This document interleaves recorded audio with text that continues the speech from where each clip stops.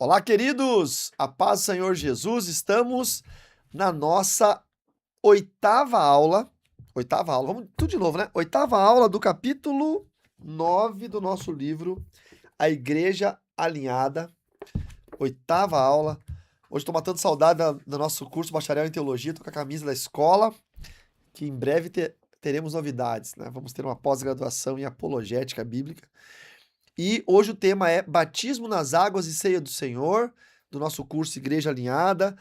Mais uma vez estão conosco os irmãos lá de Palmas, todos de Palmas, alguns não estão, né, mas aqui todos que estão aqui são de Palmas, pessoal de Barracão, muitos viajando, outros de férias, etc. Vamos lá, na ordem horária, bem em cima ali Leandro e Denise, ali o Alexandre e a Dani, embaixo a Silvana, a Francine, aí o Vandrigo e a Kelly, o Adriano e o Dominique, o pastor Alceni, pastora Fábio bem no centro da imagem lá em cima, e no meio tá a Jéssica e o Rude, e a Ana e o André. Hoje já são mundialmente famosos, conhecidos em mais de 150 nações, todos eles, né? E aí quando vocês vierem, qualquer um aí que vier de outro país, outro planeta, chegar em Palmas, já sabe onde ir na casa, né? Já, ó, eu conheço o Ruth, conheço a Jéssica, conheço o Vandrigo, eu conheço o Leandro, já sabe os nominhos aí. Igual na época do Projeto Chapecó, o Projeto Chapecó existe até hoje, eu viajava para as cidades e as pessoas falavam, e o tio Ito, tio Tito, tia Mara, sabia o nome dos irmãos que participavam do projeto. Aqui vocês já estão todos conhecidos. Chegou agora Japinha e Ju, vou fazer justiça aqui e mostrar. Olha lá o Japinha e Ju, oi, paz do Senhor, estavam no culto. Sejam bem-vindos, tá bom? Meus filhos, meu filho e filho adotivo, isso aí. Você morou na minha casa quando era um adolescente, né? Sejam todos muito bem-vindos em nome do Senhor Jesus. Então, hoje nós vamos falar sobre batismo nas águas e Santa Ceia. Não vai ter nenhuma novidade além da doutrina que nós já aprendemos. Você que está assistindo isso, não vai ter nada além. Você que é da Assembleia, da Batista, Quadrangular, Metodista, enfim, eu acredito que não vai ter nenhum aprendizado diferente. O que vai acontecer, como é o proposto, vai alinhar alguns pensamentos sobre a celebração do batismo e a celebração da Santa Ceia. Eu quero colocar você dentro do lugar correto, de onde que é a Santa Ceia e onde que é o batismo. Então vamos... Opa, hoje não vai ter texto bíblico. Então vamos lá. Primeira tela. O que são as ordenanças, ok? Porque nós vamos encontrar um termo interessante na teologia protestante, que é ordenança. A gente vai concorrer. Eu tenho que tomar muito cuidado aqui para não trazer confusão para vocês. Então esse não é o meu objetivo. Meu objetivo é elucidar, elocubrar pensamentos que estão destoados da verdade. O sacramento, a palavra sacramento, ela está muito mais para o catolicismo do que para o protestantismo, tá? Mas isso não desarticula a junção das duas palavras sacro mandamentum, que forma o sacramento. Então, quando a gente fala de sacramento, ela vem de dois termos latinos, sacro mandamento, ou seja, um mandamento sagrado. E o que é um mandamento sagrado? É uma ordenança de Deus. Então, quando eu falar ordenança ou sacramento, eu estou falando da mesma coisa, ok? Porque pode surgir aquele negócio. Mas na confissão batista, que é majoritariamente a confissão que nós seguimos, majoritariamente, não é 100%, mas é majoritariamente, não se usou o termo sacramento para evitar a catolicidade do termo, tá? Então, acho que é isso, tá bom? Consegui trazer próximo para vocês, mas é um sacramento, é um mandamento sagrado, é uma ordenança. Então, vocês vão encontrar alguns pastores falando que batismo e Santa Ceia não são sacramentos, porque no entendimento do sacramento da Igreja Católica, se não me engano, são 7 sacramentos ou 9, né? O sacramento é necessário para a salvação, faz parte dos conjuntos dogmáticos salvíficos da Igreja Católica. Então, se a pessoa, por exemplo, casou e divorciou, a Igreja Católica não aceita, porque ela quebrou o santo sacramento do casamento. Então, eles tratam o sacramento como algo fundamental para a salvação. Nós entendemos que os sacramentos não são fundamentais para a salvação. Por que nós entendemos isso? Porque o preso na cruz, o crucificado, o bandido na cruz, ele entregou a vida para Jesus, ele não se batizou, ele não tomou a Santa Ceia e ele foi salvo. Não é? Então, até tinha um pastor, amigo meu, um querido, assim, que ele tinha uma teoria de que esse preso, em algum momento, desceu da cruz, batizou, tomou a Santa Ceia e foi salvo. Porque na cabeça dele vinha a ideia do sacramento católico. Só que ele já é um protestante, entendeu? Esse é o problema da teologia não atualizada, né? Quando você vem do catolicismo, vira protestante, mas não atualiza a sua teologia. Aí você fica com conflitos quase que indissolúveis. Então, o sacramento, ele é um mandamento sagrado, mas nós, como protestantes, não acreditamos, a Bíblia é, não nos dá qualquer tipo de texto que nos faça acreditar que, não, mas Marcos diz, creia, se batize e seja salvo. Claro, porque é uma ordem crescente, a gente vai ver isso. Mas no caso da impossibilidade do batismo, a pessoa aceitou Jesus no leito de morte e morreu, ele foi salvo. Porque nós acreditamos que a salvação, ela é pela graça, ou seja, é um favor de Deus, não merecido, é um dom de Deus, não por obras, mesmo que Tiago fale que a obra, ela traz salvação, porque a fé sem obras é morta. Então o apóstolo Tiago fala isso, e é uma grande briga, né? Não sei se vocês sabem, mas na teologia, Lutero odiava, não vou usar odiava, Lutero não gostava do livro de Tiago, né, da epístola de Tiago. Por Lutero, talvez Tiago nem estivesse no Novo Testamento. Lutero falava que, que a epístola de Tiago é uma teologia feita à base de palha. Era uma teologia de palha. Era frágil, fragilizada, rasteira, enfim. Por quê? Porque naqueles primeiros. Nós estamos falando do final de Idade Média, né? Brigava-se muito com a teologia católica, então, como Tiago é um santo forte na Igreja Católica, enfim. Mas a salvação vem só pela graça, mediante a fé em Jesus Cristo. É o que Paulo fala em Romanos. Se você confessar Jesus como seu Senhor e Salvador no seu coração, você crê, você está salvo. Então é isso, tá? Mas a gente vai ter vocês vão encontrar na carreira cristã de vocês, talvez essa briguinha assim, essa confusãozinha de termos, tá bom? Vamos lá então. Então, o batismo nas águas e a ceia do Senhor são ordenanças dadas por Cristo à sua igreja para professar publicamente a fé. Ali ficou errado o texto, mas é professar publicamente a fé, proclamar o evangelho, preservar a memória da cruz, fortalecer a comunhão do corpo e formar uma cultura de obediência, reverência e testemunho. Então, uma ordenança bíblica. Não são tradições humanas, o batismo e Santa Ceia, mas são ordens diretas de Cristo. Cristocêntrica. Apontam exclusivamente para a obra, a morte e a ressurreição de Jesus. Jesus se batizou e Jesus tomou a ceia. Então, o ato batismal começa a validar isso como uma ordenança a partir do momento em que Jesus, não tendo pecado nenhum, desceu as águas do batismo para cumprir isso, né? Tanto que ele fala, é necessário que se cumpra a lei, toda a lei. Não era uma lei, mas ele estava se colocando no lugar disso, de morrer para aquele sacrifício, naquele sacrifício morrer para o mundo e ressuscitar para Deus. Então começa a se cumprir em Cristo. Reverente, fogem da banalização e do terror religioso. Nós vamos falar um pouquinho sobre isso, sobre algumas igrejas que estão extrapolando nas formas de batismo e Santa Ceia. E pastoral, profundamente ligados ao discipulado, comunhão e disciplina da igreja local. Então ele é um mandato de Cristo, fazer discípulos. Mateus 28 diz, ide, portanto, fazei discípulos de todas as nações, batizando-os em nome do Pai, do Filho e do Espírito Santo. Então é uma ordem principal, que a missão central da igreja é fazer discípulos. O batismo não é uma invenção denominacional ou um costume local. Está inserido na grande comissão como mandamento. Guarde essa informação porque ela é muito importante, porque tem igrejas que batizam de forma errada, batizam pessoas erradas e batizam em momentos errados. Então a gente tem que entender bem corretamente qual é o propósito e momento do batismo. Então vocês já estão vendo que em Mateus 28, o batismo faz parte da grande comissão. O que é a grande comissão? Nós somos comissionados a ir por todos os povos, todas as terras, todas as línguas, culturas, fazer discípulos. Então eu vou evangelizar, vou pregar o reino de Deus, vou falar de Jesus. Quando a pessoa aceitar e quando a pessoa demonstrar mudança de vida, que é o termo convergir, voltar, mudar de direção, aí ele pode solicitar o batismo. Então o batismo faz parte da grande comissão. É uma dimensão trinitária. O batismo em nome do Pai, do Filho e do Espírito Santo identifica publicamente a pessoa com o Deus revelado nas Escrituras, a Trindade de Deus.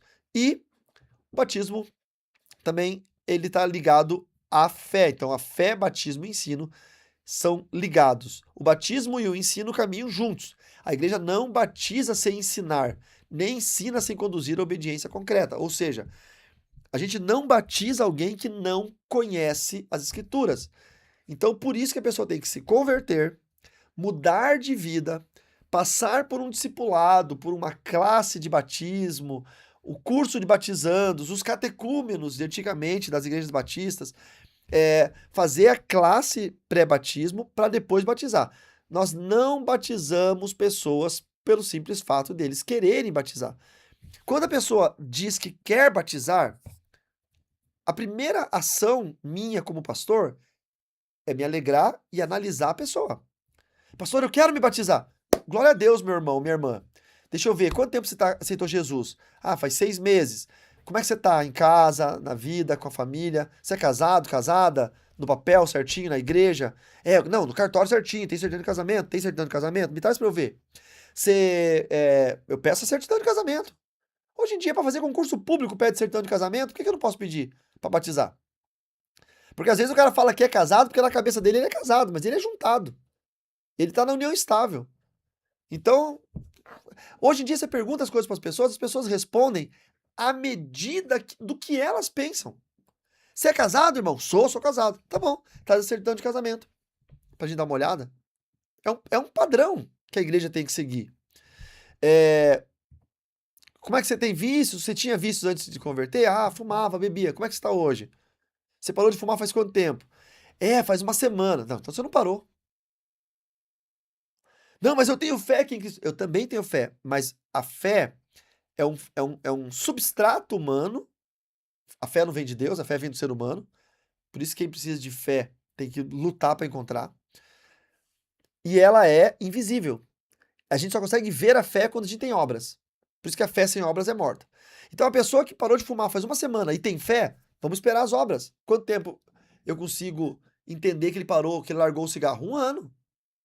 Então vamos esperar, irmão. Batiza no que vem. Ah, não, mas eu quero batizar agora, porque senão eu vou ficar fraco, eu quero tomar... Meu irmão, se você ama, você espera. É igual o cara que quer casar com a menininha tem 17 anos e ela fala assim, ó, só vou casar depois de fazer 18. Daqui 1 ano. Se o cara ama a guriazinha, ele espera 1 ano, ele não vai atrás de rabo de saia, ele não instala aplicativo de namoro, nada. Ele espera santidade, porque ele ama. Quem ama, espera. Não espera? A namorada, a noiva, o noivo? Espera. Por que não pode esperar? Se você ama a Deus, se você ama Jesus. Por que tem que ser tudo atropelado, do teu jeito, do jeito que você quer, empurrado com a barriga, feito de qualquer jeito? Então, a gente tem que tomar muito cuidado com isso. A igreja não pode ceder à vontade. Ai, pastor, mas é que a irmã queria batizar, daí o marido não é crente, mas ele queria batizar junto com a esposa. Não é assim que funciona. Não é assim. Mas eu já ouvi. Eu estou relatando casos que eu já ouvi, tá? De pastores que batizaram a irmã, a esposa, né? A irmã que é crente, e o marido, que era um beberrão, fumador, batizou junto, porque ele só deixava a mulher batizar. Como só deixava? Tu é o dono dessa mulher? Que história é essa? Que mundo a gente vive? Que o homem que libera a mulher para batizar ou não? Eu sei que tem uns casamentos disfuncionais, mas já chegamos no século XXI, né? A gente não paga mais para casar, não tem a mulher não é mais posse do marido, né? Então a gente tem que tomar muito cuidado com isso. A igreja tem que ter sabedoria no batismo, porque o batismo não é instituição humana. O batismo é uma ordem de Deus. E a gente tem que levar muito a sério ordens de Deus. Respeitar ordens de Deus. Tá? Isso é muito importante. Então, o que significa? Sepultados e ressurretos com Cristo. Não é? Romanos 6, 1 e Colossenses 2, 12 vai falar isso. O batismo não salva, mas testemunha a salvação. É um sinal visível da união do crente com Jesus. A imersão comunica a realidade do evangelho. Descida nas águas, como está aqui na tela. morte para o pecado e rompimento com a velha vida. A imersão, lá embaixo das águas, sepultamento do velho homem com Cristo, tá sepultado. E o levantamento, ressurreição para uma novidade de vida. Então, o ato batismal tem esses três momentos muito distintos. Quando eu desço a pessoa está morrendo. Quando eu mantenho ela por um segundo embaixo da água, ela está sepultada. E quando eu a trago novamente, levantando-a, eu estou ressuscitando. O batismo não é apenas mudar de religião, é uma declaração pública de que a antiga vida foi levada à cruz e o domínio do pecado foi rompido, ok? É muito sério. E aí, após o batismo, vem a instituição da nova aliança. E quando Jesus faz a última ceia, que ele, na verdade, a última ceia é uma santa ceia, né?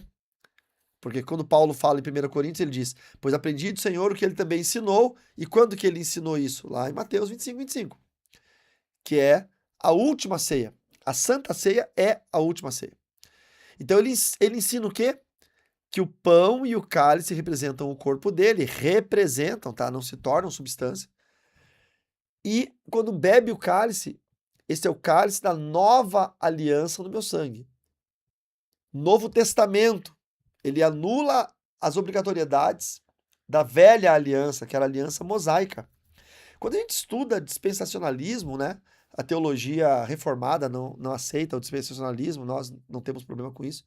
A gente encontra várias etapas do governo de Deus na humanidade, como os períodos dispensacionais do governo de Deus, como as alianças, né? Aliança adâmica, aliança mosaica, aliança noídica, aliança abraâmica, aliança mosaica, depois vem a aliança davídica, depois vem a aliança messiânica. Com a aliança messiânica, ela começa com o partir do pão e o compartilhar do cálice. Então, a partir do momento em que nós entramos na nova aliança, que é a aliança messiânica, a aliança do Messias, todas as demais alianças que foram sendo suplantadas umas pelas outras, elas deixam de existir em termos de obrigatoriedade para o corpo presente. Ou seja, nós somos a geração do corpo de Cristo, nós vivemos na graça. Nós não temos que seguir as leis ou as alianças do povo da geração de Davi. Tá? Vejam só que coisa. Israel se chamou Hebreus. Primeiro, Abraão se tornou um peregrino. O nome hebreu veio do termo Eber, que era o que caminha, o peregrino. E aí os hebreus viraram uma nação com um idioma próprio, que é o hebraico, com um código religioso próprio, que é o monoteísmo. Só que chegou um momento que eles viraram, os hebreus tiveram outro nome, porque Israel virou uma tribo. Eles viraram israelitas. Mas é o mesmo povo hebreu, só virou israelita a partir de Israel. Só que lá depois de Jeroboão, que o reino do norte se dividiu para 10 tribos, capital Samaria, o reino do sul para 2 tribos, capital Jerusalém, os que mantiveram a fé em Deus foram os do sul. E a capital de Jerusalém é da província de Judá. Então o que era israelita agora passou a ser chamado de judeu. Aqueles que guardavam a lei de Deus e o amor a Deus passaram a se chamar judeu. Veja, começou com Abraão, com a cultura hebraica, os hebreus viraram israelitas, que viraram judeus. São os mesmos? São os mesmos. Até que o Messias veio, os judeus não aceitaram, está lá em João capítulo 1, verso 11. Deus o poder de quem aceitar ser feito filhos de Deus, somos nós, verso 12, não nascidos da carne, nem do espírito, mas nascidos de Deus. E aí, o que foi hebreu, virou israelita, virou judeu, hoje é chamado de cristão, somos nós, a nova aliança. Então, nós não temos mais nenhuma obrigatoriedade com leis judaicas, por isso que crente não comer carne de porco, crente comemorar Shabat, crente comemorar Yom Kippur, festa das cabanas, isso é uma besteira. Ah, pastor, mas eu queria fazer uma festa aqui só para curtir, só para mostrar a cultura da Bíblia. Não, tudo bem. Mas se você fizer essas festas acreditando que se você não fizer, você está em erro ou pecado diante de Deus, porque você leu no Velho Testamento que é estatuto perpétuo para quem? Para os judeus. A partir do momento que você deixou de ser judeu e virou cristão, esse não é mais um estatuto, você está sob a nova aliança. Se você toma a Santa Ceia, meu irmão, e a Santa Ceia diz que o cálice é a nova aliança no sangue de Jesus, e você faz coisas da velha aliança, ou você tem um problema de teologia, ou você tem uma paixão pelo Velho Testamento que desabona a tua fé cristã, ou você voltou a crucificar Cristo. Você vai ter que escolher qual dos 3 problemas que você tem. Mas um dos 3 você tem com certeza. Então a Santa Ceia ela é uma instituição da nova aliança. A partir da hora que Jesus instituiu a nova aliança, a ceia, ela entra. E aí a pergunta que não quer calar. Quem não é batizado tem que tomar Santa Ceia? Não. Por quê? Porque ele não entrou na nova aliança. Porque só entra na nova aliança quem faz parte do corpo. É a nova aliança no meu sangue. Jesus fala em João capítulo 6, aquele que não beber do meu sangue, aquele que não comer da minha carne, não tem parte comigo. A nova aliança é só daqueles que fazem parte do corpo. E como que se faz parte do corpo de Cristo hoje? Se convertendo, abandonando as velhas práticas e se batizando. O batismo é a porta de entrada para o corpo de Cristo. Se a pessoa não se converteu, não abandonou os pecados, não abandonou a velha prática e não se batizou, ele não deve tomar a Santa Ceia. Eu estou falando sobre a entrada no cristianismo, não estou nem falando sobre o crente que está em pecado. Isso aqui vai ser um outro momento. Estou falando sobre a entrada. Então, pastor, mas a minha filha tem... Quantos anos tem sua filha, Rude? A pequenininha? 10? 11? 6. 6. Ela não é batizada. Eu não sei se ela toma ceia ou não, obviamente não, mas ela não deve tomar Santa Ceia. Ai, mas o meu filho fica chorando porque ele vê todo mundo comer pão e beber suco na hora do... Meu irmão, se tu que é pai, minha irmã, a senhora que é mãe, não tiver capacidade de ensinar seu filho que nem tudo que ele quer ele pode, você tá criando um monstrinho dentro de casa. Entendeu? Daqui a pouco vai ser aquelas crianças que vão surtar no mercado porque tu não tem dinheiro pra comprar um iogurte pra ele, vai quebrar o mercado inteiro. Se você não dominar sua criança e não ensinar sua criança a ser um adulto responsável, dentro da igreja, começa dentro da igreja, você vai ter um problema no futuro. Então, assim, o Mateus com 12 anos, a gente batiza a partir dos 12, Mateus batizou com 13. Porque eu achei que com 12 ele não estava preparado. Eu falei, filho, vai batizar com 13. E ele via todo mundo tomar Santa Ceia, eu também via todo mundo tomar Santa Ceia, e ele ficava quietinho, os olhinhos cheios de lágrima. Vai tomar Santa Ceia depois que você fizer parte do corpo. Não é a minha vontade. A minha vontade é que fosse diferente, mas eu preciso ser correto com a ordenança de Deus. Agora, quando é a doutrina da igreja, irmãos, tá? A doutrina da igreja. Vamos pegar uma doutrina da igreja. Só pode tocar no louvor o irmão que está 1 ano fazendo discipulado. Não existe essa doutrina, mas vamos imaginar que existisse.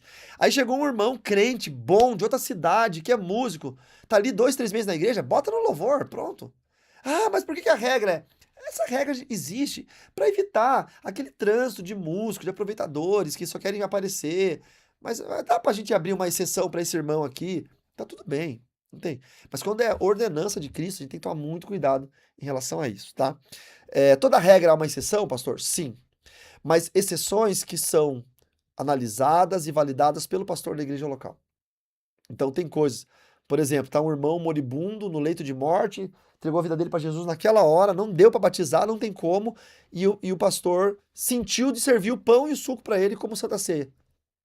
Você acha que eu vou reclamar disso? Não vou condenar nunca. Mas isso não é uma regra da igreja. O pastor tá servindo a comunhão, não é? A gente não crê na transubstanciação, então é uma comunhão assubstanciada, né? Sem substância, sem mudança de substância, para aquele irmão moribundo. Tá tudo bem. Eu nunca vou criticar esse tipo de ação, porque eu acredito de fato que isso faz parte do cristianismo. Agora, a gente na igreja, enquanto corpo, em culto litúrgico de Santa Ceia, deixar a criança tomar Santa Ceia porque tem vontade?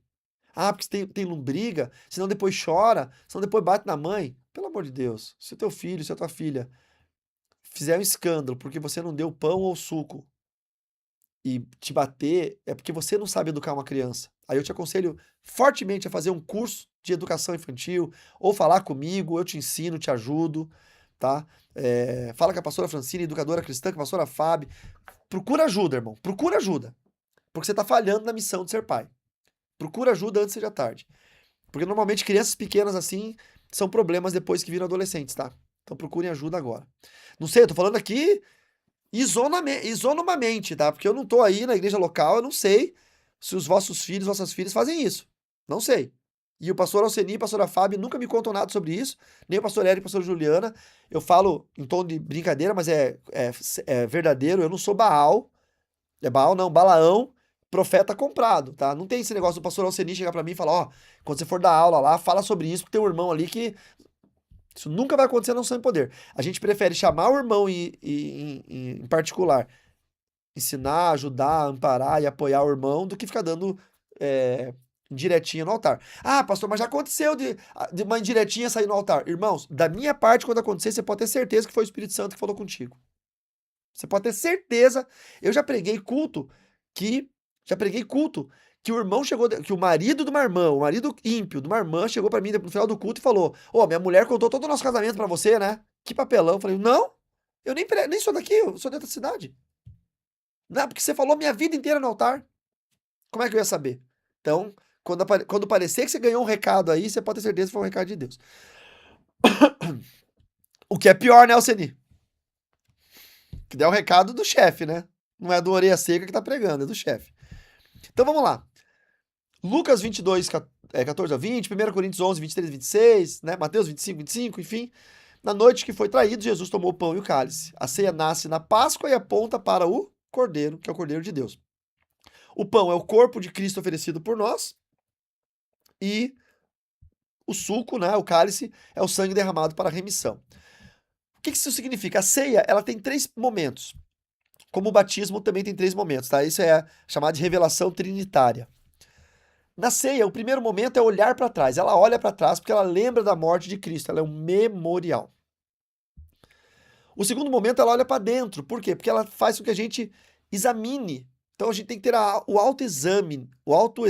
Chama ao autoexame e a comunhão do corpo. E o terceiro momento, ela olha para frente porque ela anuncia a morte do Senhor até que ele venha. Ou seja, é chamado de esperança escatológica ou a esperança da parousia. Parousia é um termo grego que indica a volta de Jesus. Quando Jesus voltar, esse termo grego significa volta, parousia. Então, a gente tem 3 momentos, tanto no batismo quanto na Santa Ceia, que são os momentos trinitários.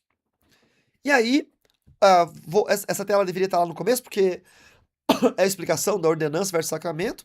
Nós entendemos que o batismo e a Santa Ceia são ordenanças, mas também são chamados sacramentos, mas não como os sacramentos católicos, que são indispensáveis para a salvação, independentemente da fé.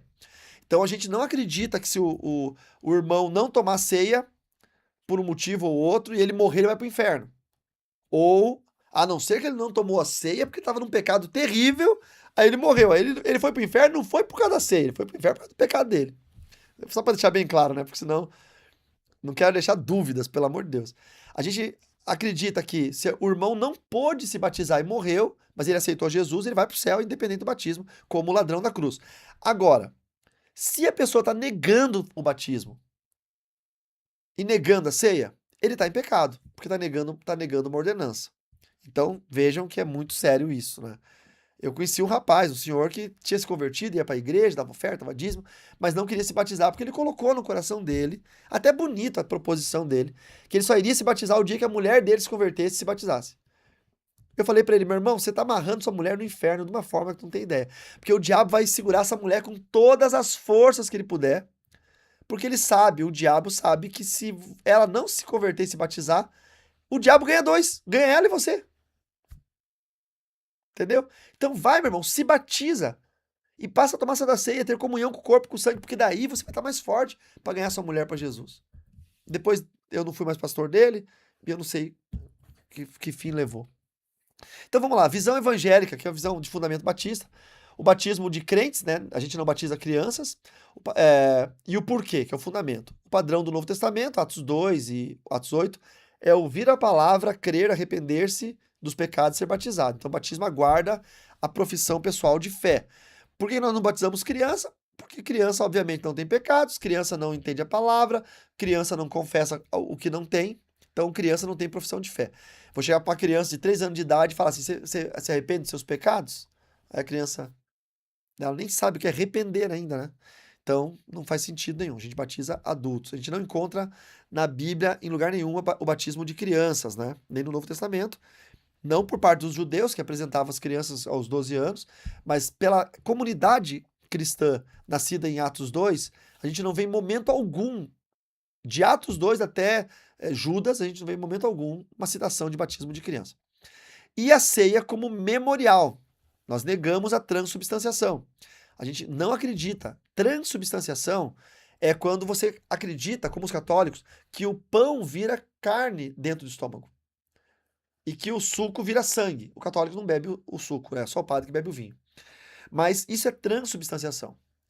Tá? Ah, mas já fizeram testes de uma hóstia que virou carne, levaram para o laboratório e acharam. Tem várias coisas que podem ocorrer, né? Alguém pode ter forjado isso, alguém pode ter cortado previamente um pedacinho de carne do formato de uma hóstia. Na hora ali, dado aquele jack, mágico troca a carta, né? Mágico faz a aliança sumir, moeda sumir. Pode ser isso. Não quero, não quero ferir a fé de nenhum católico, né? Mas, infelizmente, tem todo tipo de sujeira por trás da validação da fé. Seja católica, evangélica, sempre tem alguém que... Tem falso profeta da igreja evangélica, tem falso milagreiro que contrata a gente para fingir que é aleijado, para ele orar e o cara sair andando. Crente, pastor evangélico, para validar o ministério dele, para ganhar dinheiro em cima disso, como também tem falso católico que forja milagres. Já teve casos de padres ou coroinhas, ou sei lá, diáconos, não sei, que colocavam uma água diluída em sangue de galinha numa ranhura que tinha atrás de uma estátua de uma santa para fazer a santa chorar sangue, para virar milagre. Por quê? Porque traria atenção para a paróquia, traria movimento, traria turismo, enfim, infelizmente, né? Eu estive em Fátima, em Portugal, onde teve a aparição da Virgem de Fátima. Os 3 pastorzinhos, né? O menino e as 2 meninas. E lá é o segundo maior polo de peregrinação católico, depois do Vaticano. Eu estive no Vaticano também, mas também estive em Fátima. E lá tem muitos relatos, documentos, tem livros escritos sobre a farsa da aparição da Virgem. Tem várias, as 2 maiores vertentes, a maior vertente é que Portugal quebrado, depois da guerra, não tinha, eles iam tomar as terras ali, e o dono da terra fingiu que teve uma aparição da santa para que fosse protegido e ninguém tomasse a terra, e ele já estava morrendo de fome, então ia ganhar dinheiro com o turismo religioso. Foi só isso e virou nessa proporção. Então, teve hóstia que virou carne. Irmãos, até que eu veja ali, eu não acredito. Entendeu? O próprio sudário de Turim, vocês sabem o que é o sudário de Turim? O santo sudário, aquele pano que supostamente envolveu o corpo de Cristo? Foi feito 1 milhão de exames nele provando que não era verdadeiro. Tá? Não batia a data era do século IV, V, século VI, não batia a data. Aí, quando provaram que não era verdadeiro, o Vaticano comprou o sudário, ou o dono doou para o Vaticano. Aí, quando foi para a mão do Vaticano, o Vaticano mandou um laboratório fazer uma análise. E mandou um pedaço para a NASA, sei lá o quê. Aí provaram que era verdadeiro. Quer dizer, enquanto não estava na mão do Vaticano, era falso. Aí, quando caiu na mão dele, era verdadeiro. Entendeu? Então, assim, irmãos, entre o céu e a terra, olha, tem que tomar muito cuidado com esses milagres. Então, a gente não crê que pão vira carne, tá? Pode esquecer. Você faz uma dieta vegana, e toma ceia no final do mês, depois faz um exame aí de fezes, vê se tem fibra animal. Não tem. Só tem glúten, trigo. O pão não virou carne no seu estômago, tá bom? Senão os veganos não podiam nem ser católicos, né? E como é que faz o católico vegano e vegetariano? Ele toma hóstia, será? Olha, ficou a dúvida, hein? Não sei. Eu nunca fui católico. Quem já foi católico, depois me responda. Ficou a dúvida. Vamos lá. A ceia é um memorial simbólico, porém, memorial bíblico não é uma lembrança fraca. É uma recordação reverente, comunitária e espiritual que prega visualmente o evangelho. Então, o que é o grande lance da ceia? A ceia, o batismo e a ceia, eles não estão dentro do ordenamento missionário, tá? Ó, nós temos Ezequiel que acabou de voltar da Jocum. Tá fresquinho com lições sobre missões. Missionário não tem ordenamento sacerdotal, a não ser que o missionário seja um pastor. O Ezequiel não é pastor. O Ezequiel vai lá para o campo missionário. Ele ganha 1 milhão de almas para Jesus. Ele pode batizar e ministrar ceia? Pode, se a igreja que ele foi enviado conferir a ele essa autoridade. Tá? Então ele tem um ordenamento. Agora, ele pode, como missionário lá no campo, falar de Jesus para as pessoas que não aceitaram Jesus, ou que simplesmente levantaram as mãos, mas não mudaram de vida, continuam com seus vícios, seus pecados, suas imagens de escultura, com suas mandingas, com suas... E batizar esse povo e dar ceia para esse povo? Não. Mesmo que digam que pode. Não pode. Porque batismo e santa ceia pertencem ao corpo de Cristo. Então eles estão dentro do ordenamento eclesiástico. Batismo e santa ceia fazem parte da igreja, da eclésia. Batismo e santa ceia não fazem parte do evangelismo, da missão, da obra evangelizatória. Então por que Jesus falou, ide, fazei discípulos batizando? Opa, olha a ordem. Ide, evangelize. Ganhou para Jesus? Sentou com a Bíblia para estudar? Sim, isso é discipular. Fez discípulo. Ele mudou de vida, aprendeu a Bíblia. Aí ele quer batizar, agora está no tempo certo de batizar. Então não se batiza quem não primeiro se tornou discípulo. Ide, fazei discípulos e batizai-os em nome do Pai, do Filho e do Espírito Santo. Você não batiza alguém que não é um discípulo de Jesus. Só se batiza discípulos. Então, primeiro, é um erro. O cara entrou na igreja, levantou a mão, batizou para depois ensinar a Bíblia para ele. É um erro. Primeiro você ensina a Bíblia, faz ele virar um discípulo. Depois que ele se torna um discípulo, você batiza. Mas é a pressa, né? O mundo moderno é muito fast. Os extremos contemporâneos nas ordenanças. Vamos lá. Banalização e a religião, a religiosidade. Banalização. Formalismo vazio. Então, aquele batismo tratado como um mero evento fotográfico ou social. Ceia tratada como rotina mensal ou um lanche religioso, né? Sem consciência nenhuma. Participação sem ensino, sem reverência e unidade. Esse aqui é o lado de lá, da banalização. E o lado de cá, o outro extremo, é o medo religioso. A magia. É aquele sacramento católico, que se você não fizer, você vai para o inferno. Tratar ordenanças como rituais automáticos de salvação. Tratar a ceia como um terror, afastando crentes arrependidos por insegurança crônica. E autoexame usado como paralisia em vez de conduzir a confissão. Por quê? Porque se eu estou em pecado e eu pedir perdão do pecado, eu devo ceiar. Analise a si mesmo o homem e ceie. O homem só vai ter capacidade de autoanálise se tiver um bom pastor, um bom ensinador, que ensine a verdade, que ensine ética e moral cristã, que ensine valores cristãos, que ele saiba quando ele está errado, que ele saiba quando é pecado. E aí o homem bem ensinado, homem no genérico, o homem e a mulher bem ensinados, quando eles estão em pecado, eles vão dobrar o joelho, eles vão pedir perdão, eles vão chorar. E eles vão se sentir perdoados e eles vão ceiar. Agora, o homem que está desviado e não está conseguindo parar o pecado, é um pecado contumaz, ele não deve ceiar. Porque a Bíblia fala em 1 Coríntios que ele vai trazer para si condenação. E aqui é o grande momento da luta entre a carne e o sangue. Por quê? Se eu vou para a igreja e não tomo a ceia, eu tenho um motivo. E esse motivo não é um motivo muito bom. Porque ninguém deixa de ceiar porque está feliz. Ninguém deixa de ceiar porque está em santidade. Ninguém deixa de ceiar porque está em jejum. Eu tive uma ovelha que uma vez não ceiou porque estava em jejum, porque ele não queria quebrar o jejum. Vê se não é um cabeça de bagre. Eu tô sem comer nada, eu vou comer um pão, tomar um suco? Mas é a ceia, o cabeça de bagre. Eu pensei que falei, o cara tá em jejum e tá em pecado, como é que pode esse negócio? Por que você não tomou ceia? Não, porque eu ia quebrar o jejum, eu ia comer pão. Não, irmão, mas daí você me quebra. Aí tem coisa que nem Satanás acredita mais. Então, assim, às vezes falta falar na igreja o óbvio. Ou o crente que tá em dúvida, perguntar pra gente o óbvio. Pastor, eu tô em jejum, mas tem ceia hoje. Eu posso tomar ceia? Eu não vou quebrar o jejum? Pode, irmão. Pelo amor de Deus, a ceia é comunhão. Ceia não quebra jejum. Façam gincana na igreja, a pegadinha bíblica. Qual é o único alimento que não quebra jejum? Olha que pergunta massa. Não é? Pão. Olha lá, o Alexandre já vai anotar. O Alexandre é pão da ceia. Pão da ceia é o único alimento que não quebra jejum. Entendeu? Perguntinha, ó, perguntinha top. Top essa. Então tem que tomar muito cuidado, por quê? Porque às vezes a gente não sabe fazer o autoexame, né? Não sabe se examinar, porque você é um pecador e você não sabe se é pecado, você acha que não. Ah, eu bebo minha cerveja aqui em casa, mas eu acho que não tem nada a ver, porque lá da igreja que eu vim, pastor bebia. Meu irmão, você caiu na igreja de Cristo aqui, meu irmão. Tá na igreja errada, então, se tu pensa isso. Entendeu? Na verdade, você tá na igreja certa. Tu que é errado. Tu tá na igreja certa. Não é? Ah, o cara do mundo bebe. Tu não vai beber, irmão. Parou, chega. Aí você tá em pecado, você não consegue tomar Santa Ceia, porque você não conseguiu parar de pecar, não tome. Mas daí qual que é a tentação? Não ir pro culto. Porque você vai dobrar o joelho e não vai tomar Santa Ceia e todo mundo vai saber que você está em pecado. Aí você vai faltar o culto de comunhão. Então o que eu tenho que fazer, pastor? Você tem que ir pro culto de ceia, você tem que ficar sentado, não levanta para pegar os elementos e não toma ceia. Mas vão olhar para mim? Claro que vão. E é por isso que você tem que ir. Porque isso vai te trazer uma vergonha que vai te ajudar a parar de pecar.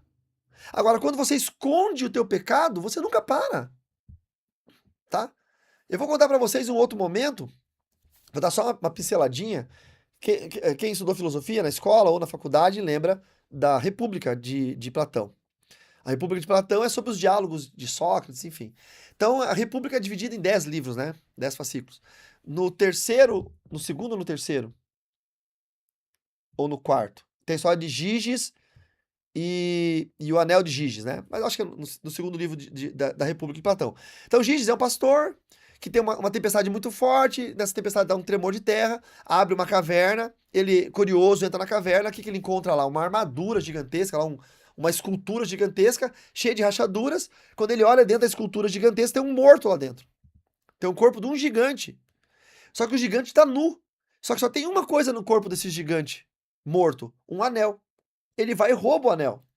E o anel tem uma pedra de esmeralda, se não me engano. E aí ele bota o anel, não acontece nada. E ele sai faceiro, né? E ele reúne os outros pastores, ele conta, ó, abriu uma rachadura numa caverna ali, tem um corpo lá, um gigante e tal. E aí ele fica mexendo assim no anel, ó. E quando ele gira o anel para baixo e a pedra fica aqui na palma da mão dele, ele fica invisível. E ninguém mais encontra Giges. E aí todo mundo, cadê Giges? Cadê Giges? Cadê Giges?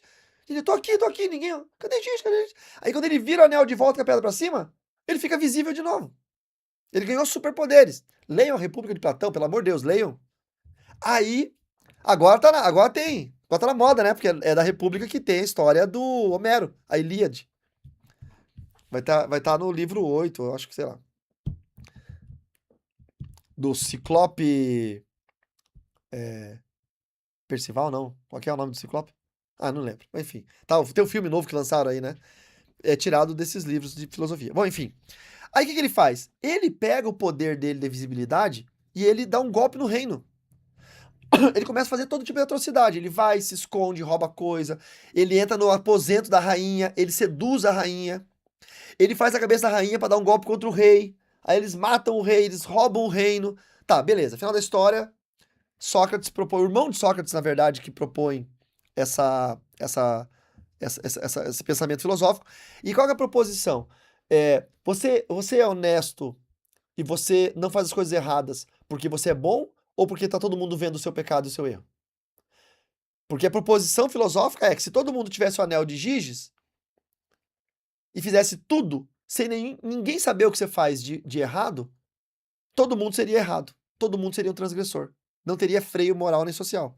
Essa é a proposição filosófica. Então por que eu tô falando que mesmo que você está em pecado, você deve ir pro culto de Santa Ceia e você deve ficar sentado e não tomar sua Santa Ceia? Porque você está evitando de botar o anel de Giges na sua mão. Entenderam? Está evitando de se esconder do pecado. Está evitando de que as pessoas nunca saibam que tu é um pecador. Então eu vou pro culto e não tomo a ceia, com certeza alguém que me ama vai chegar para mim depois e falar, Pastor Carlos, eu percebi que você não tomou a ceia. Você está passando por algum momento ruim? Você está passando por uma dificuldade? Tô, irmão, tô. Ó, mas eu não vou te falar porque eu não tenho coragem, mas só ora por mim. Tá bom, pastor. Pronto. Você está se expondo. E essa exposição saudável. Ah, mas hoje todo mundo julga, eu quero menos tribunal e mais hospital. Isso é palavrinha de internet, irmãos. Esqueça isso aí. A igreja é tribunal e é hospital. Deus é o justo juiz, Jesus é o advogado. Onde é que tá juiz e advogado? Tá no tribunal, não tá no hospital. A igreja é tribunal, sim. E nós temos que nos expor. Mas é que tem uma classe de crente, né, água de arroz, que tudo ofende, tudo magoa, tudo machuca, tudo... Então a gente tem que tomar muito cuidado com isso. Tá em pecado, não tome a ceia, mas não falte o culto de ceia. Tá? Ai, não quero passar essa vergonha. Vou te dar uma dica, então. Pare de pecar. Vive em santidade. Tu não vai passar essa vergonha. Via bíblica, a igreja alinhada. Fuga dos extremos. Então, a prática fundamentada na reverência espiritual, obediência alegre, profunda consciência de graça e santidade. Batismo, discipulado e membresia. O batismo não pode estar isolado da vida da igreja. Ele é o sinal de entrada no discipulado visível. Então, o primeiro passo é o ensino, né? Exige compreensão básica do evangelho, arrependimento da nova vida. Não adianta exigir perfeição, que ninguém tem, né? Quando eu exijo perfeição dos outros, eu preciso estar perfeito também. Então, não adianta. Mas exigir arrependimento, né? Mudança de vida. Aí o segundo passo é a profissão de fé, que é a confissão pessoal de que Cristo é Senhor e Salvador. Quando a gente fala de profissão de fé, é quando você confessa Jesus como Senhor e Salvador, tá bom? Terceiro passo é o batismo e testemunho, que é a oportunidade alegre de proclamar Cristo à família e ao mundo, então você vai se batizar. E o quarto passo é a membresia e discipulado, então integração formal. Batizar e não acompanhar enfraquece a missão. Quem pertence ao corpo, a Cristo pertence ao corpo. Então esse é o caminho, ensino, profissão de fé, batismo e membresia, fazer parte do corpo, tá bom? Quando Paulo diz para discernir o corpo de Cristo para não participar indignamente, lá em 1 Coríntios 11, o que significa isso, né?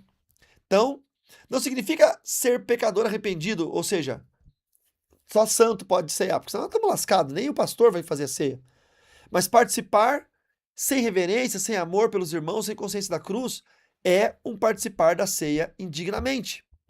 É como se você fosse para uma festa. Eu vou fazer um casamento aqui uns dias, lá do nosso irmão Aquiles, lá da Igreja do Sem Poder de Barracão, não é? O Aquiles vai casar, o Aquiles, meu filho na fé, eu ganhei ele para Jesus, batizei, e ele vai casar. E em janeiro eu vou fazer um outro casamento, que daí não é um casamento, é renovação do casamento.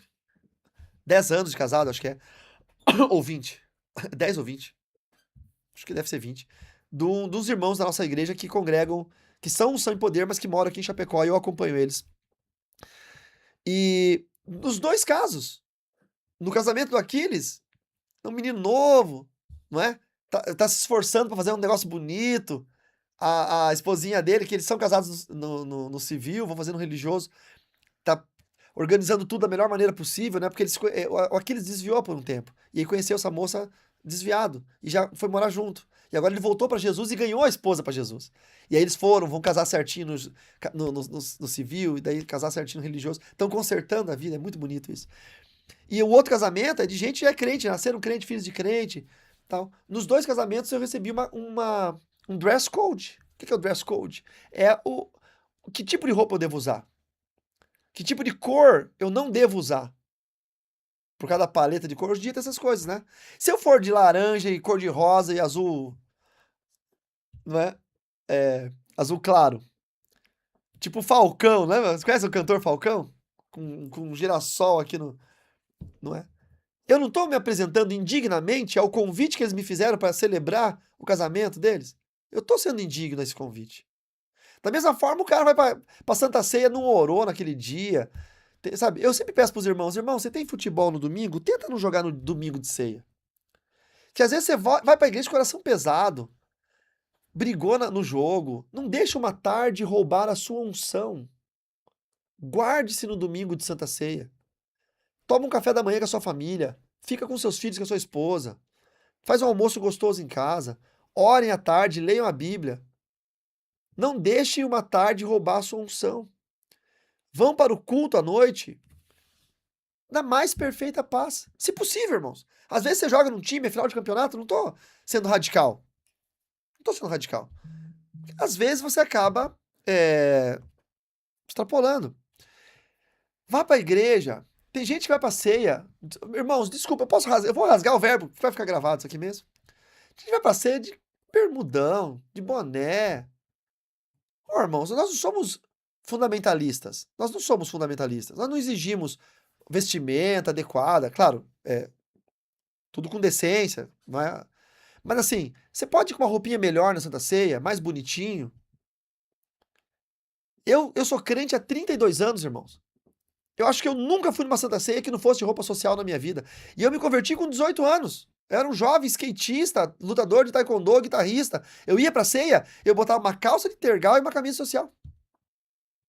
Porque eu queria me apresentar reverente a Deus. Então, assim, por favor, irmãos, tomem cuidado com a ceia. Transforme o domingo de ceia o domingo mais importante do mês.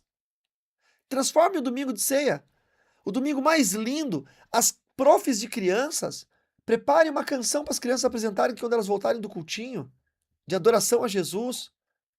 Os pais recebam dos filhos trabalhinhos sobre o corpo e o sangue. Transforme o domingo de ceia o domingo mais importante do mês. Nós temos 12 ceias no ano, 12 domingos especiais. Se arrume bem. Ai, pastor, só tem uma calça e uma camisa. Eu fui com uma calça marrom e uma camisa verde. Pelo menos 30 santas ceias. Tem foto até hoje, deu com essa calça bendita, essa calça marrom clara, de tergal, e uma camisa verde clara.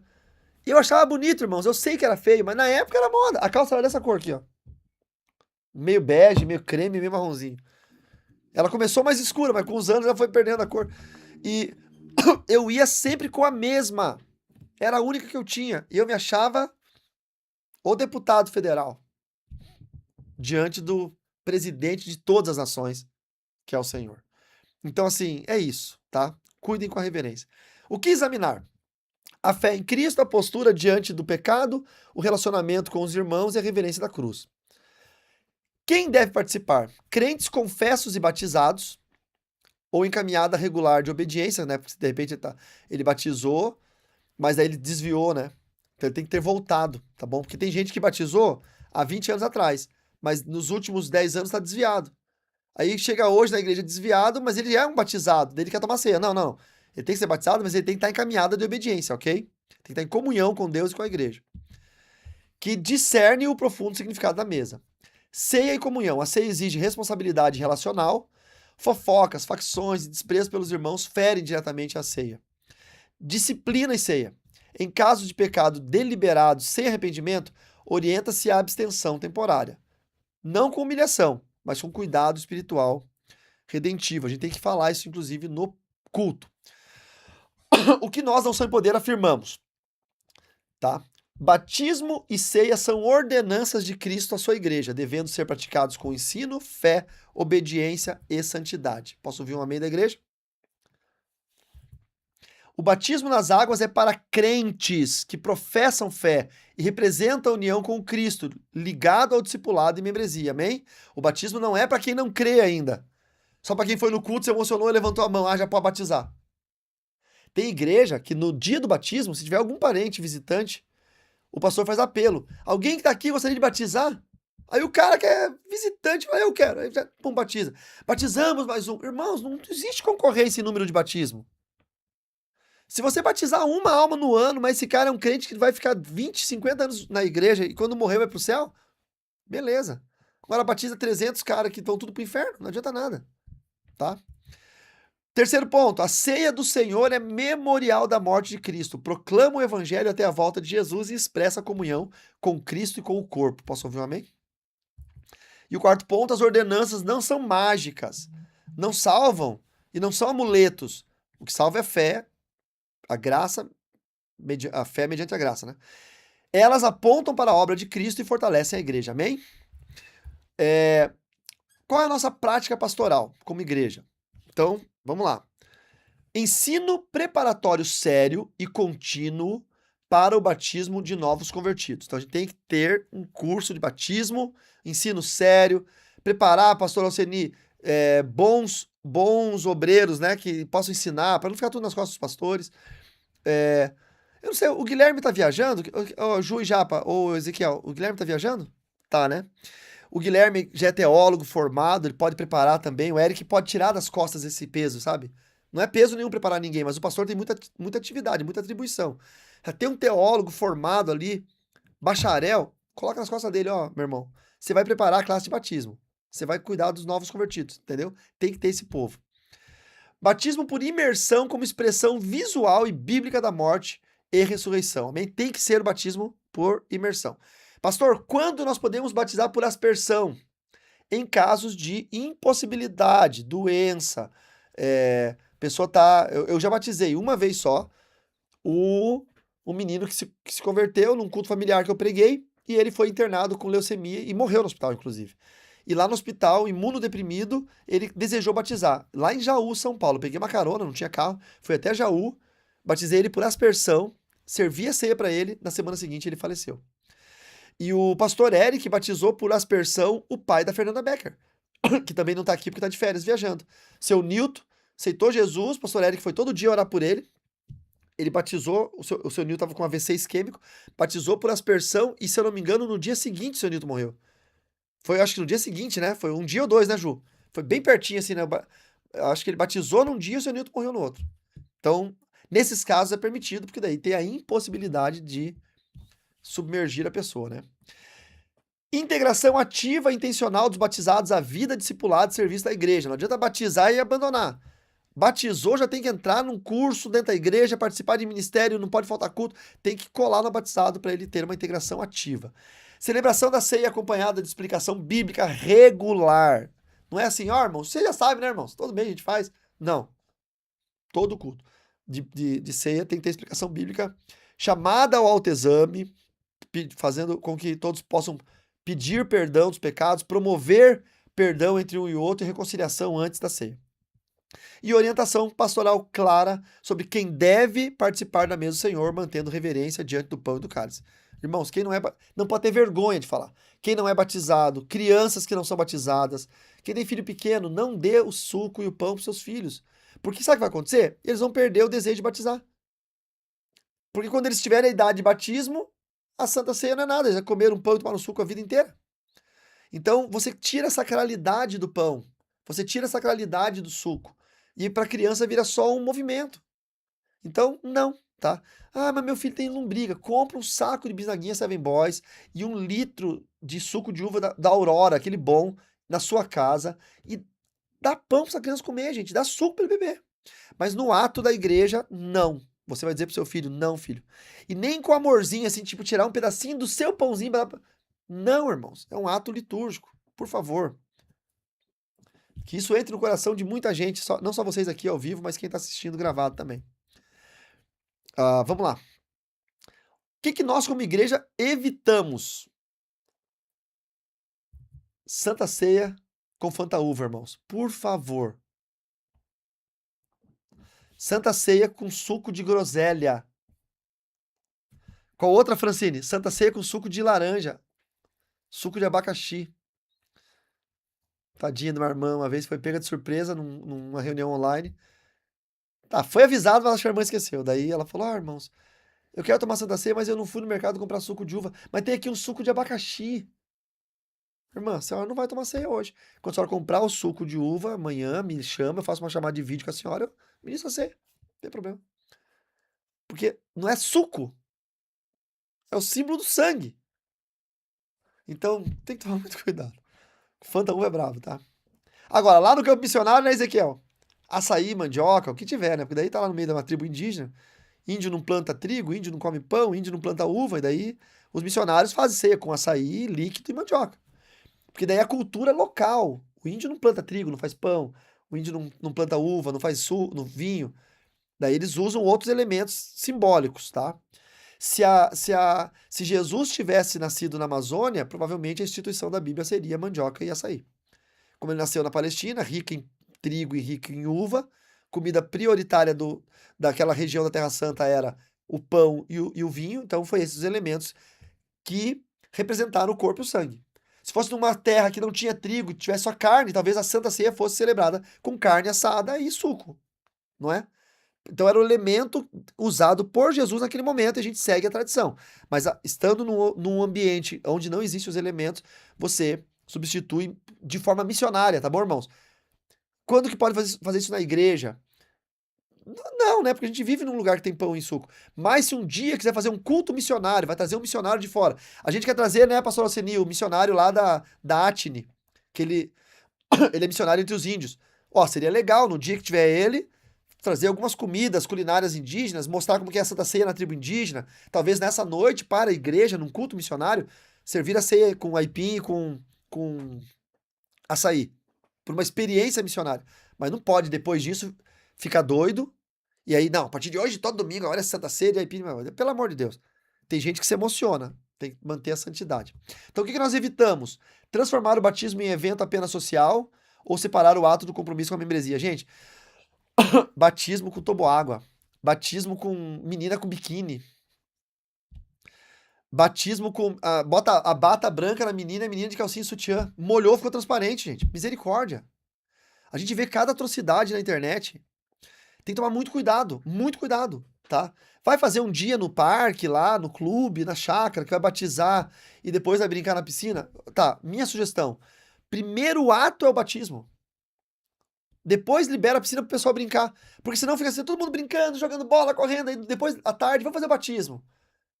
Aquela água já, Deus me perdoe, entendeu? Então assim, primeiro ato, batismo.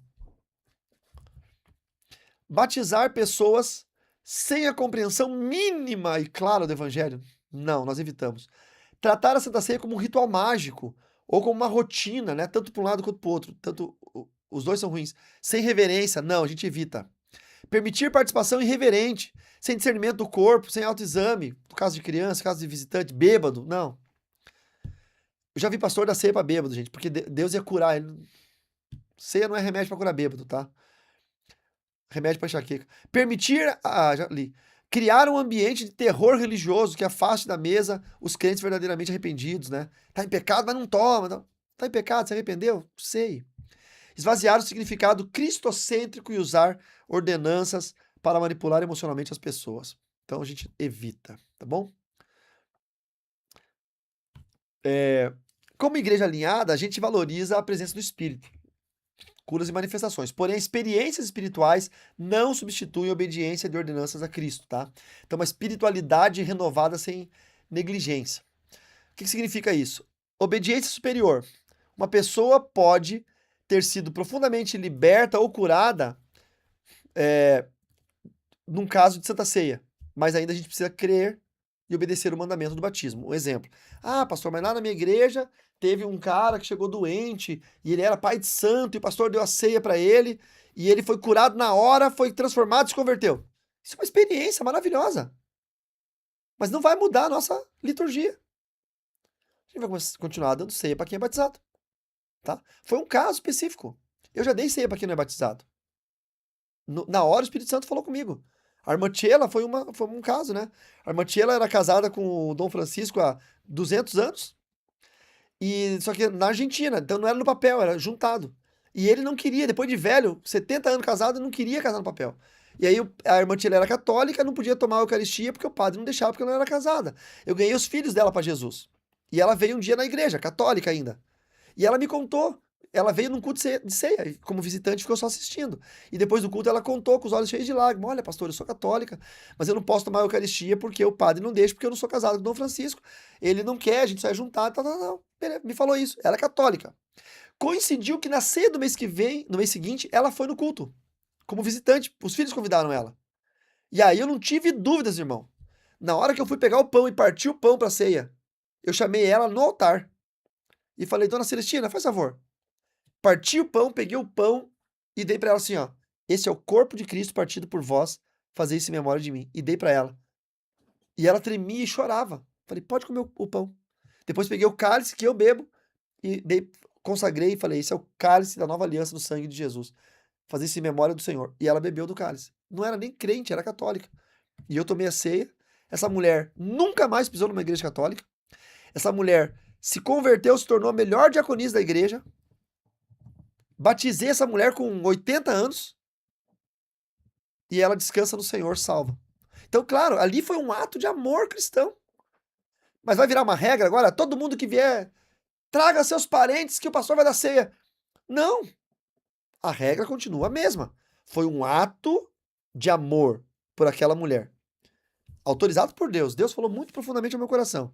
Mas já foram vários outros parentes em várias outras ceias que eu não dei a ceia, não. O caso dela foi diferente, tá? Então, experiências espirituais não podem virar regra. Qual é o centro do evangelho? A ceia reloca ou recoloca a igreja na cruz de Cristo, protegendo a comunidade contra mensagens centradas apenas em sucesso ou guerras espirituais, experiências místicas pessoais. Então, a ceia, ela traz a igreja de volta para a cruz, para o centro do evangelho. É muito importante a santidade. E ela gera fervor doutrinário. A experiência renovada não diminui a importância das ordenanças. Ela deve tornar a obediência a Cristo ainda mais viva, alegre e reverente. Conclusão: a ceia, quando a gente se batiza e toma a ceia, nós somos testemunhos vivos da obra de Cristo. A Igreja do Som e Poder pode valorizar o batismo e Santa Ceia com clareza bíblica, reverência espiritual, ensino constante e aplicação pastoral. Batismo, o povo que se identifica com Cristo e sua morte. Batismo e ressurreição, unindo-se ao seu corpo visível. Ceia, o povo redimido que relembra o sacrifício, anuncia o evangelho, discerne o corpo e aguarda com esperança a volta do rei. Na igreja alinhada, as ordens ou ordenanças de Deus não são formalidades vazias, são testemunhos vivos, santos e poderosos da obra de Cristo. Amém, meus irmãos? Louvado é o nome do Senhor Jesus. Deixa eu ver vocês aqui. Amém? tranquilo, né? Não tem nada demais. Eu acho que talvez o que tenha pegado um pouco ali que eu preciso bater nessa tecla é ceia para criança, ceia para quem é visitante ou não é batizado. Dúvidas que vão ficar sempre. Pastor, eu sou diácono, estou servindo a ceia. Veio um visitante no culto, o pastor falou no altar: quem não é batizado nas águas não deve cear. Bababá, explicou, mas na hora de eu passar a ceia na fileira de cadeiras, a parente ou o parente desse visitante pegou o pão e o suco e o visitante pegou o pão e o suco. O pastor avisou no altar. E ele mesmo não sendo crente, tal, pegou também. O que eu faço? Não faz nada. Segue servindo. Não faz nada, tá? Você nunca vai constranger uma pessoa. Jamais na vida. Tipo, não, tu não é crente, não pode. Não, jamais. Não faz nada. Pastor, mas tem um irmão lá que tem uma criança que não é batizada, toda vez que eu passo a criança pega. E o pastor já explicou no altar. O que eu faço? Não faz nada. Chama o pastor depois e fala: pastor, tem um irmão lá que o filhinho sempre pega. O pastor vai chamar o irmão e vai conversar com o irmão. Irmão, seu filho não pode. Ai, pastor, mas é que ele é não sei o quê. Não pode, querido. Não pode, tá? Igrejas têm essa dificuldade com criança. Eu entendo, tá, irmãos? É que eu sempre fui um pai ensinador com bastante rigor. Pra mim, certo é certo, errado é errado. Não tem meio termo. Mas igreja tem dificuldade com o ensino de criança. O que pode fazer? No dia de ceia, faz com que as crianças sejam no momento da salinha, que as crianças foram pro cultinho, tá? Ah, mas e as professoras? Os professores querem tomar ceia. Eles vão tomar especialmente depois do culto. Um diácono vai ficar. Não, servir no cultinho não pode. Servir ceia pra criança, tipo mini ceia? Não, não pode. Eu faço essa pergunta porque quem assistir vai querer fazer esse tipo de perguntas. No cultinho com as professoras, lá na salinha, pode-se servir a ceia para as crianças lá? Obrigado. Não, não, porque as crianças não são batizadas, não é? A ceia é parte do corpo de Cristo. A partir do momento que as crianças forem batizadas, pode. Tem estratégias que igrejas fazem, que eu já vi, que é dar um grãozinho de uva para criança. Eu já vi igrejas darem um grãozinho de uva, uva roxa, para criança no dia de ceia. A criança come o grãozinho de uva até que seja batizada. Quando batiza, passa a tomar ceia. É uma boa estratégia, não é? Então, mas nada que faça alusão à ceia do Senhor. A ceia, ela é parte da igreja, do corpo. Então, como é que funciona? Ide pregar o evangelho, fazendo discípulos, batizando-os em nome do Pai, do Filho e do Espírito Santo. Pregou, fez discípulo. Então, só batiza quem já é discípulo. Batizou? A partir do batismo, toma a Santa Ceia. Então, a criança, para tomar a Santa Ceia, tem que ter passado por essa escala, tá bom? Então, quando a igreja tem problemas com crianças, eu tô falando problema, não é problema, tá? É um ajuste. As crianças vão pro cultinho, o momento da ceia faz enquanto as crianças estão no cultinho, depois do culto. Terminou a Santa Ceia, um diácono vai na sala das crianças e avisa para as profs liberar as crianças para os papais. Enquanto as crianças apresentam lá, ou depois de terminar o culto, bênção apostólica, terminou o culto, aí os diáconos podem servir a ceia para os profs ou para as profs que ficaram com as crianças, tá? É igual músico do louvor. Músico do louvor tá tocando louvor enquanto tá ministrando a ceia, ele não precisa tomar ceia naquele momento. Aí fica o baterista lá tocando e o diácono com a bandeja ali, o baterista não sabe se pega a baqueta, se pega o suco, se derruba o suco, se pega o pão.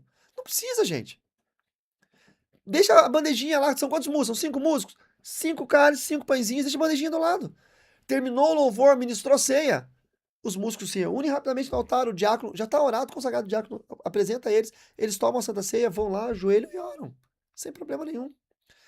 Entendeu? É muito, às vezes é um afobamento desnecessário. Ah, não, é porque a Bíblia fala, quando forem cear, esperem uns pelos outros. Claro, mas isso é porque a ceia instituída era um jantar. As pessoas iam comer. E durante o jantar, tinha uma pausa que eles faziam a comunhão, tá? Mas não é o caso nosso hoje. Hoje a gente só faz a comunhão. Então dá para os músicos tomarem depois, os professores tomarem depois. Tem mais alguma dúvida sobre ceia ou batismo? Agora é a hora, irmãos. Dúvida sobre ceia ou batismo? Faça um sinalzinho com a mão para eu ver. Pastora, pode fazer a pergunta. Ah, às vezes é uma dúvida de muitos, né? No caso, assim, que a esposa, ela vai para a igreja, é batizada, já confessou a fé, tudo, mas o marido, ele não vai para a igreja, ele não quer casar com ela, nada, né? Porque ele entende que é só um papel e o desejo dessa pessoa é de ceiar. Daí, como que faz nessa situação? Tá, entendi. No caso, quando ambos eram do mundo e eram ajuntados, já tinham constituído uma família, mas sem casamento civil e religioso. Aí agora essa moça já se converteu, né, já serve a Jesus, já batizou. Ah, mas batizaram ela se ela é juntada? É, porque não tem o que fazer. Ela não depende. Dois estarão numa cama, um será levado, outro ficará. Não batizaria caso ambos são crentes da igreja e se juntaram, ou são crentes e nunca se batizaram, e se juntaram, aí são crentes, eles conhecem a verdade. Mas como eles vieram do mundo já juntados, né? Esse termo juntado é tão feio. Mas vivendo em união estável, enfim. Já tem filhos, já tem uma vida. E aí ela quer se batizar? Batiza e ela toma ceia. Ela é uma cristã, tá? E ela ora pelo marido. Agora, não. Ou os dois são crentes, casaram certo na igreja, e o marido desviou. Não muda nada, a mulher continua tomando ceia. Acho que são essas as situações mais que podem acontecer. Mas essa é a sua pergunta, né, pastora? Ambos eram do mundo, aí já constituíram uma família informal, aí ela se converteu. Batiza e toma ceia, porque é uma mulher Isso, de Deus. Tá tranquilo, sem problema nenhum. isso. Então tá, é isso aí. É bom, essas dúvidas todas precisam ser sanadas, porque não só nós que estamos aqui ao vivo, mas pessoas vão assistir essa gravação e vão ter essas mesmas dúvidas e talvez não tenham a oportunidade de me perguntar ou de tirar a dúvida. Mais A alguma dúvida? gente já participou também de uma igreja na qual a gente sabia que os diáconos que estavam servindo viviam junto, só viviam junto, não eram casados e estavam servindo a ceia. Então já começa tudo errado, né? A gente tem que cuidar de cima para baixo, né? Às vezes queremos cuidados da cadeira e não cuida do que está sendo servido, né? Tem que começar. O exemplo vem de cima, né? A igreja precisa ter pastores santos, obreiros santos, diáconos santos. A santidade tem que vir do altar. Sempre, sempre, sempre, né? E assim, gente, ó, como aqui é uma aula para obreiros, nunca tenham medo de conversar com os pastores, vergonha, se vocês estiverem passando por um momento difícil da vida, tá? Lá na Unção e Poder de Barracão, o diaconato é um chamado, mas só que se o diácono não quiser ano que vem ser diácono, ele ele vai decidir não ser. E depois, se ele quiser voltar no ano seguinte ser diácono, a gente precisa, ele vai voltar a ser. A gente não tem esse negócio de, não, não, não, não, deixar de ser não vai ser mais. Não tem esse negócio. A gente entende que o servir tá muito ligado também ao momento que você está vivendo. Tem gente que vai fazer uma faculdade, daí não pode mais ficar o tempo todo servindo na igreja, ele precisa se afastar da atividade da igreja, mas ele continua servo de Deus, então...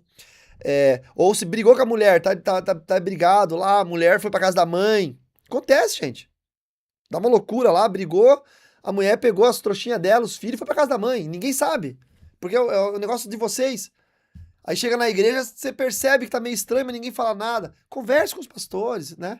Peçam ajuda. A gente vai sempre estar muito aberto para ajudar vocês, para caminhar com vocês, tá?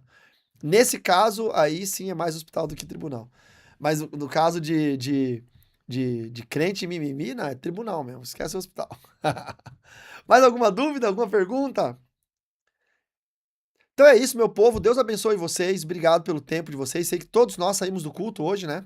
Tanto aqui em Chapecó, quanto em Palmas, quanto em Barracão. Todos nós saímos do culto e viemos cansados. Alguns nem jantaram ainda. Mas que Deus abençoe vocês por estarem se dispondo a isso.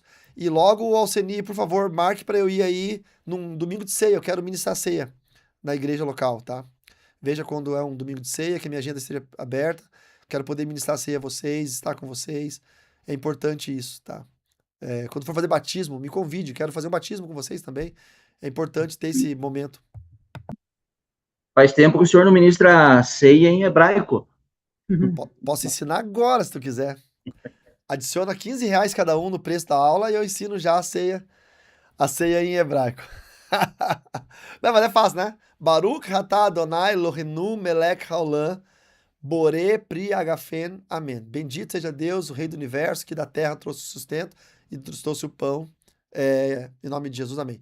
E aí a segunda parte, Baruch atah Adonai, Lohenu melech haolam, amotzilechem pri agafen, amém. Só que ele faz cantado, né? Porque toda a consagração em hebraico faz cantado. Mas isso aí, quem for fazer meu curso de teologia vai fazer aula de hebraico, vai aprender também. Não é? Já vou vender meu peixe aqui. Você quer fazer pergunta, Adriano?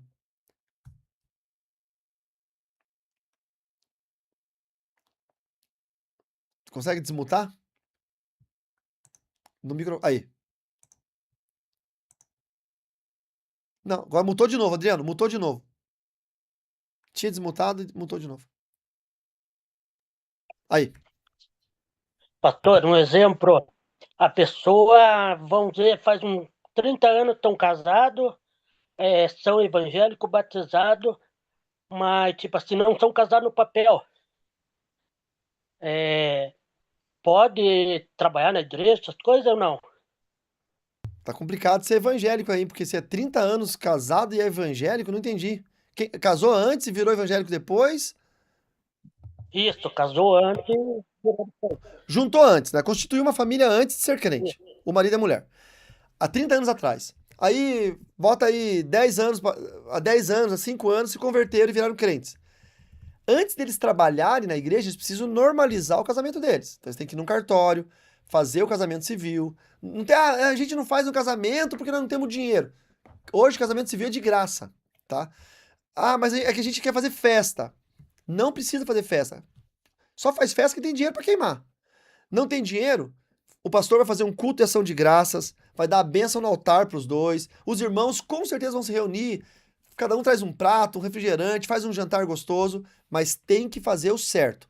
Não, mas é que já estamos há 30 anos. Esse não é o pensamento cristão. Quem pensa assim, pensa errado, tá? Então tem que sim fazer certo. Mas aí minha esposa tem pensão de um ex-marido morreu, sei lá, às vezes tem essas questões também financeiras. Eu sinto muito, tá? Servir a Cristo é uma decisão que não é muito fácil para todo mundo. Tem coisas que a gente tem que decidir por Deus. E vale muito nesse momento pensar o quanto eu estou disposto a sofrer por amor a Cristo, não é? Então, é o cristianismo fácil que eu quero ou o cristianismo da Bíblia? Que às vezes tem que abrir mão de algumas coisas para servir a Jesus. A gente sempre tem que fazer essa indagação. Mas o ideal é, se o obreiro não está em conformidade com isso, ele não deveria nem estar batizado. Se eles se converteram e não tinham casado, não deveriam ter se batizado. Deveriam primeiro ter normalizado o casamento, para depois batizar, para depois cear. Então já tem um erro aí da própria igreja, às vezes, enfim. Às vezes passa também, tá? Por isso que eu comecei falando, Adriano, no início da aula, que eu peço certidão de casamento, tá? Principalmente gente que eu não conheço. Porque às vezes o cara fala, não, nós somos casados há 30 anos. Beleza, me dá a certidão de casamento, quero ver. Tira uma fotinha e manda pra mim, não precisa trazer o documento. Não, é que na época era desquite, a gente não... não, então vocês não são casados, vocês constituíram uma família, ok, eu reconheço isso, mas vocês não são casados, tá? E isso é um problema, porque quando você casa, você tá dizendo socialmente, e tudo que você liga na terra, você liga no mundo espiritual, quando você casa, você tá dizendo socialmente que essa mulher agora faz parte da sua família, você bota o sobrenome nela. Quando você simplesmente não casa e se ajunta, você tá juntado com a mulher que pertence a outra pessoa. Então você está em regime de concubinato, que é pecado. Então ela não é tua esposa, ela é tua concubina. Isso é muito complicado. Para a igreja, é muito complicado. Então, no meu caso, eu reajustaria essa questão, não é? Se possível, da melhor forma possível. Respondi? Ficou claro? Eu sei que nem toda situação é fácil de resolver, tá, irmãos? Não tô aqui falando, não, é fácil, chega lá e faz. Eu sei que... Mas tem que ter jogo de cintura, tem que ter amor pelos irmãos, não é? E às vezes a gente, como obreiro, entra numa sinuca de bico, né? Porque o obreiro é muito bom, é ajudador demais, e são muito bonzinhos, mas são cabeça dura, não querem casar, porque não sei o quê, porque cresceram assim, aprenderam, o pai nunca casou, o avô nunca casou, tem uma formação social desse jeito, mas daí a gente não pode ter a tendência a escolher pela sociedade em detrimento da escolha pela Bíblia. A gente não pode fazer isso. Então, é difícil. Quem falou pra vocês que ser pastor é fácil, mentiu, tá? Mentiu. Tem jovem que chega pra mim e fala assim, ah, pastor, meu sonho é ser pastor. Eu falo, isso não é um sonho, isso é um pesadelo. Você tá... O maior peso, eu falo isso de verdade, irmãos. O dia que eu entreguei o cajado da Igreja Unção e Poder de Barracão na mão do Eric, eu fiz o culto de transição de presidência da igreja e passei o cajado na mão do Eric. Na segunda-feira, a vontade que eu tinha era sair correndo pela rua, parecia que eu pesava só 30 quilos, assim. O peso saiu das minhas costas, caiu todo nas costas do Eric. É pesado. Então, não é fácil ser pastor, mas quer ser pastor certo, sério e seguir a Bíblia, tem que ficar atento aos detalhes, tá bom? E amar a igreja, não é? Não muda da noite pro dia, não quebra ninguém, vai com calma, com passinho, devagarzinho, amando, ajustando, tá bom? Eu tô com uma vontade de perguntar aqui quem é juntado, só pra ver quem vai tomar ceia, mas não vou perguntar, tá? Mas já ficou o recado pra todo mundo, tá? Tô com vontade de perguntar quem tá em pecado aí, eu tô com vontade, mas não vou fazer isso. Eu vou me despedir de vocês, Deus abençoe, paz do Senhor Jesus, e eu vou encerrar essa aula dizendo pra você que tá aí assistindo na internet, você pode comprar esse livro, Igreja Alinhada, que tem toda a doutrina da nossa igreja, Unção e Poder, que é fundamentada numa doutrina batista renovada, vamos dizer assim, não é aquela batista calvinista e nem uma batista pentecostal, é uma batista equilibrada, uma batista alinhada, e todas essas lições que você está vendo aqui nessas aulas tem nesse livro, então você pode entrar lá no meu site ou apontar a câmera do seu celular para esse QR Code e comprar esse livro, tá bom? Então, que Deus abençoe sua vida. Fique com Deus e a gente se vê na próxima aula aqui da Igreja Alinhada.